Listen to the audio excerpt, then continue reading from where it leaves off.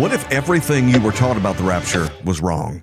In my latest book, They Lied to You About the Rapture, we're diving deep into why the rapture is biblical, what the early church really believed, and how it's meant to inspire us to occupy till he comes. It's time to stop being fearful of the future and start living for it, because hope is worth defending.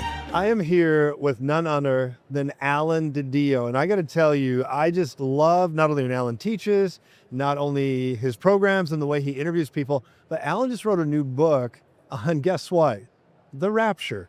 Yeah. So we're going to talk about that, and I just really want to help, or maybe you can help me, invite Allan to the program. Allan, thank you so much for being here. Thank you so much, man. Brother. You are crushing it here at NRB. Oh, I mean, man. the people you've got coming through this booth, all the movers and shakers in the body of Christ want to talk to Joseph Z. Oh, man, well, I'll tell you, you know what's great, though, is we got this side of the booth, and on the other side, you're over there. So we're Hidden way in the back. No, we're on this. Yeah, well, that's what I was hoping for. The redheaded stepchild.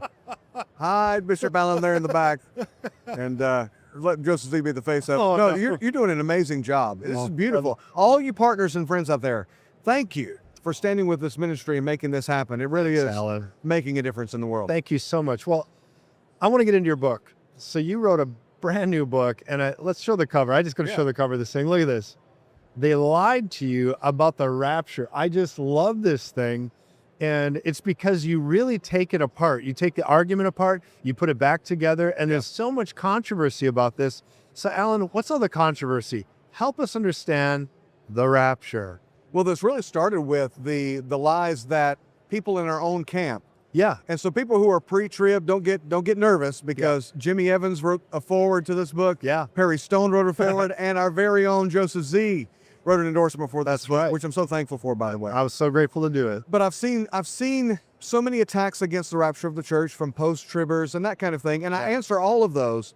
But one of the hardest attacks against the rapture are from those who are within it, who are misrepresenting what the rapture really is. They don't know what they're really talking about. They don't know what they're talking about, Yeah. and they're using it as an escape hatch. Yes. There's a difference between an escape plan and escapist mentality. Come on, Allan. So we have an escape plan. There's a rescue mission, is a better way to put it. Yes. Joseph Morris says it's a rescue mission. It is. And that's what's happening. But that doesn't mean we're like, oh God, get us out of here. Oh Lord, please, any day now, Lord, get us in. We long to see him, Yes. but we are called to occupy until he comes. That is amazing. So this book is a full treatise on the rapture, answering every question that you can imagine. I've even got a glossary in the back so you can look up end time terms. Well, so this is my favorite book I've ever done, 25 years in the making. No kidding. Well, Allan, you know, I read this book cover to cover, and it is phenomenal. It's well written, well thought out. Thank you. And you even answered questions that I had. I said, okay, Allan, what about the last Trump? What about this? Yes. And you put it in the book, and I'm so grateful, and you articulated. So in some of the debates you've had with Rapture and all that, have you seen people go, oh, I didn't know that? Yeah. Or, okay, talk about that. Well, most of the people that I talk with have a bad taste in their mouth concerning the rapture. They do. Because of who preached it to them. Yes. And how it was preached to them. Yes. So it's kind of a fear-mongering, fear-based thing. Yep. And they didn't realize that there's actually a blessed hope. It's something meant to encourage believers. Wow. And that we don't have to despise someone because they differ on the eschatological timeline. That's right. And so if you approach it with compassion and love, people are like, oh, never quite heard it like this. Yes. But the main thing that I think is one of the key revelations is the helmet of salvation.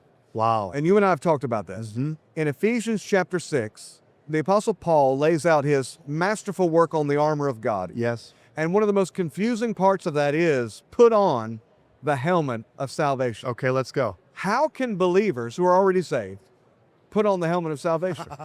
Right? Come on, And so Allan. we kind of gloss over that. We say, yes, salvation is important, but he says believers should put it on. Yeah. So what does that mean? Well, if you read 1 Thessalonians chapter 5, which was written 10 years before Ephesians, Yes. Oh, wow. he says the helmet, not of salvation, That's right. but of the hope of salvation. And the case that I lay out in the book is that the rapture of the church and the expectation of his return is a helmet Come on. for the believer that protects you from end-time deception. Well, that's what it says. Encourage one another with these Yeah. words. You know, in Thessalonians, and you recognize that would be that same thought process. This is the hope of our salvation. Be encouraged that the rapture's coming, Yes. that God's going to make a way for you in the middle of it all. So I bet people are going to have their eyes open. I bet things are going to happen in their hearts, because this is a really powerful truth. And it's been it's been hijacked by the wrong understanding Yes. in the body of Christ. So I'm just really hopeful about it, Allan. And I believe it's a now timely word. Are you seeing people wake up? Yeah, because it seems like this generation is so tired of the debate. Yeah. They've checked out, and they have this cute little saying, I'm not pre-trib, I'm not mid-trib, I'm not post-trib, I'm pan-trib. I'm pan. However it pans out, Yeah. that's okay with me. But what if that's not okay? Yeah. What if being pan-trib removes your helmet? Yeah. And so that's what people are waking up to. What if 1 out of every 8 prophecies is in the Bible is Yeah. important? What if 2 Thessalonians, 1 Thessalonians, where 40% of 2 Thessalonians is Bible prophecy? Yeah. What if we really need to focus on these things? Yeah, that's right. And so they're waking up to that, and that's why this book is so important. Allan, let me just show everybody this one more time. Look at this. They lied to you about the rapture. You got to get it. Of course, where do you get this? EncounterToday.com. EncounterToday.com, RaptureBook.com. Oh, come It's on. easy to remember. That's awesome. RaptureBook.com. Yeah. RaptureBook.com. We're going to put this in our bookstore too, josephz.com. Oh, come on. I encourage you guys to get it there, but go to Allan's site, get it. I got to tell you, this is really important and timely. Thank you for writing it, Allan. It's an honor to be on your Oh, program. bro, I love Thanks you. for standing with me. Let's do it again. Let's do this very soon. Anytime. All right, love you, brother. Love you too.